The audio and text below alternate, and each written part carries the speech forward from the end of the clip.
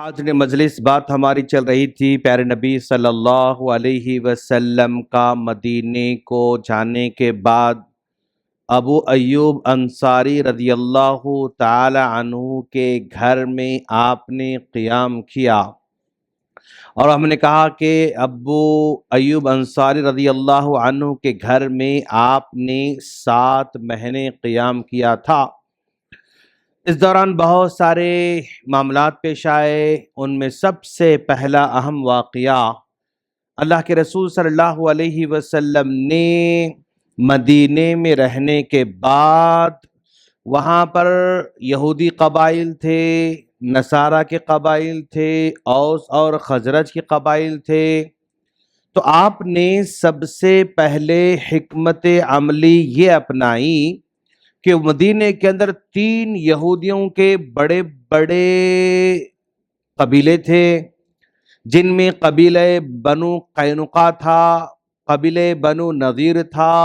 اور قبیلہ بنو قینقاع اور قبیلہ بنی نذیر اور قبیلہ بنی قریظہ، 3 قبیلے بڑے بڑے تھے، اور 3 قبیلے بھی کافی مالدار تھے، طاقتور تھے، اور اپنی ہر ایک کے الگ الگ مسائل تھے۔ جیسے بنو قینقاع ہے، یہ قبیلہ بازار میں ان کا بہت زیادہ ہولڈ تھا، بازار میں سونے چاندی کے کاروبار میں ان کا بہت زیادہ ہولڈ تھا، اور ان کے بازار ہمیشہ سرگرم رہا کرتے تھے۔ اور دوسرے قبیلے کھیتی باڑی میں تھے، اور یعنی وہ کھجور کے باغات کو اگانا، ایگریکلچر میں تھے، اور ایک قبیلہ جنگی مہمات میں بہت آگے تھا، ہمیشہ جنگجو کو تیار کرتا تھا۔ الغرض تینوں بہت سٹرونگ قبیلے تھے، تو آپ نے سب سے پہلے ان تینوں قبیلوں کو بلا کر ان سے اگریمنٹ کیا کہ دیکھو بھائی، ہم لوگ اب مدینے میں ایک قوم کی طرح رہیں گے، اور اگر کوئی مدینے سے باہر ہم پر حملہ کرتا ہے تو ہم دونوں کے دونوں مل کر اس کا دفاع کریں گے۔ اگر ہم میں کا کوئی آدمی آپ پر ظلم کرتا ہے تو انصاف کے ساتھ فیصلہ کیا جائے گا، اگر آپ میں کا کوئی ہم پہ ظلم کرتا ہے تو انصاف سے فیصلہ کیا جائے گا، اور یہاں پر ہم سب لوگ یعنی بازار میں مل جل کر رہیں گے۔ آپ لوگوں کو اپنے دین پر عمل کرنے کی مکمل آزادی رہے گی، اور ہم لوگوں کو ہمارے دین پر عمل کرنے کی مکمل آزادی رہے گی۔ یعنی جو اگریمنٹ تھا، معاہدہ تھا، بہت ہی پرفیکٹ معاہدہ تھا ماشاءاللہ۔ اس طرح معاہدہ آپ نے کیا، اور معاہدہ کرنے کے بعد ذرا سا سکون اللہ کے رسول صلی اللہ علیہ وسلم کو محسوس ہوا۔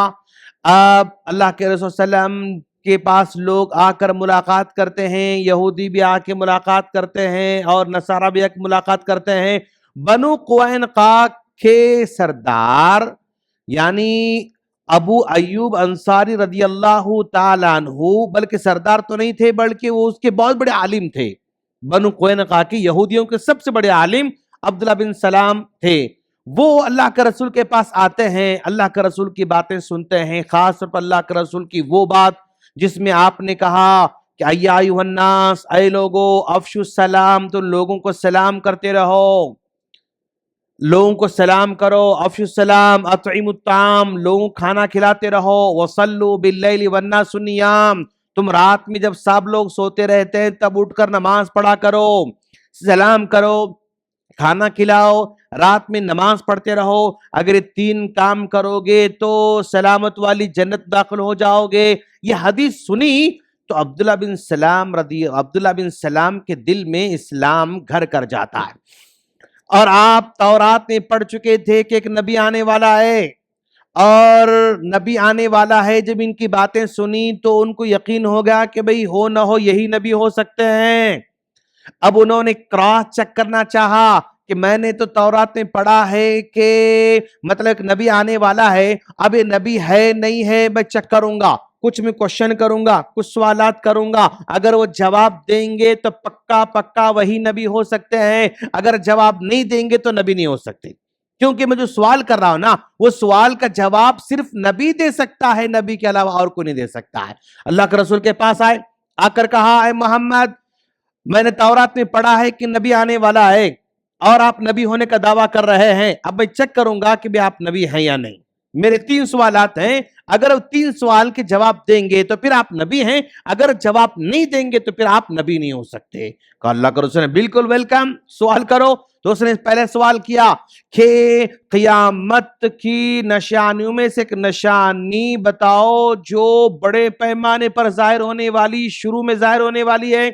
تو اللہ کے رسول نے کہا، اسی وقت اللہ تبارک و تعالیٰ نے حضرت جبرائیل علیہ السلام بھیجا۔ جبرائیل علیہ السلام کے ذریعے اللہ کے رسول کو بتایا گیا کہ بھائی جو ہے سب سے پہلے قیامت کی نشانی، مشرق سے آگ نکلے گی اور وہ مغرب طرف لوگوں کو ڈھکیلتے جائے گی۔ پہلا آپ نے جواب دے دیا، اچھا ٹھیک ہے۔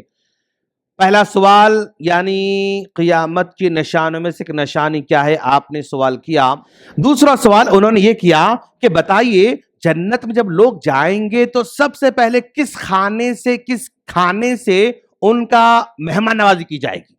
سب سے پہلے کون سا کھانا کھلایا جائے گا؟ تو اللہ کے رسول کو جبرائیل علیہ السلام بتایا کہ جب جنت میں جنتی جائیں گے تو سب سے پہلے ان کو مچھلی کے جگر سے ان کی مہمان نوازی کی جائے گی۔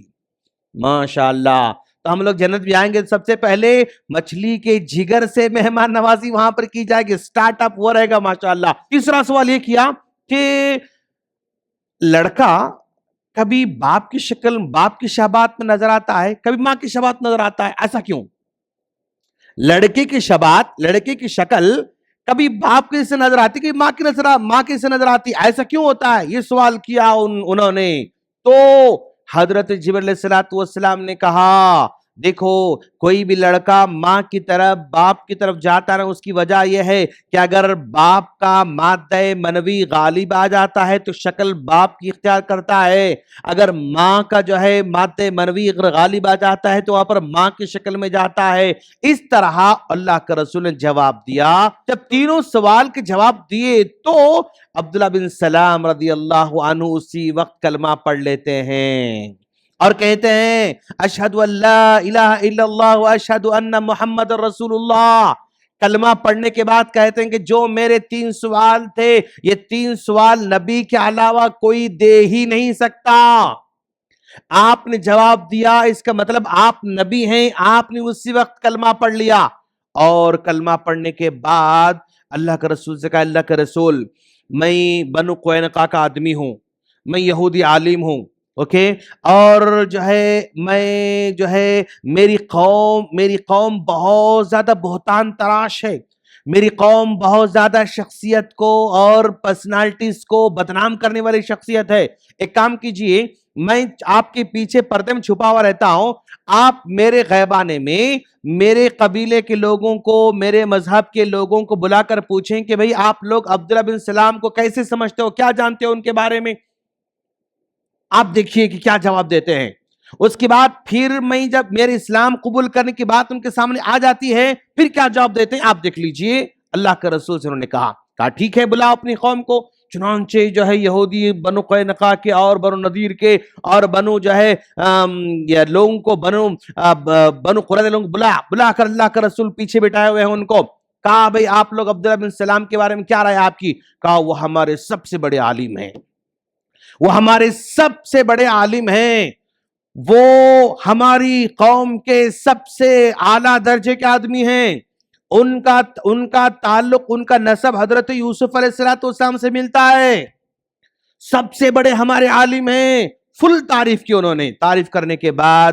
اور کہا اگر مان لو اگر وہ اسلام قبول کریں تو کیا خیال رہے گا تمہارا؟ تو کہا اگر وہ اسلام قبول کر لیں گے تو سب سے بدترین آدمی ہوں گے ہمارے، وہ سب سے ذلیل آدمی ہوں گے ہمارے۔ اس طرح انہوں نے جو ہے عبداللہ بن سلام رضی اللہ عنہ کے بارے میں بات کرنا شروع کیا۔ اسی وقت سامنے آ جاتے ہیں، آ کر اشہد ان لا الہ الا اللہ ان محمد رسول اللہ کلمہ پڑھ لیتے ہیں۔ جیسے ہی کلمہ پڑھا عبداللہ بن سلام رضی اللہ عنہ نے فوراً پورے کے پورے یہودی مخالف میں ہو جاتے ہیں، کہتے ہیں تم ہماری قوم کے سب سے ذلیل آدمی ہو، سب سے بدترین آدمی ہو، سب سے گھٹیا آدمی ہو۔ اس طرح انہوں نے توہین کرنا شروع کر دی۔ تو عبداللہ بن سلام رضی اللہ عنہ نے کہا دیکھا اللہ کے رسول میں نے کہا تھا آپ لوگوں کو میری قوم کے لوگ ایسے ہیں،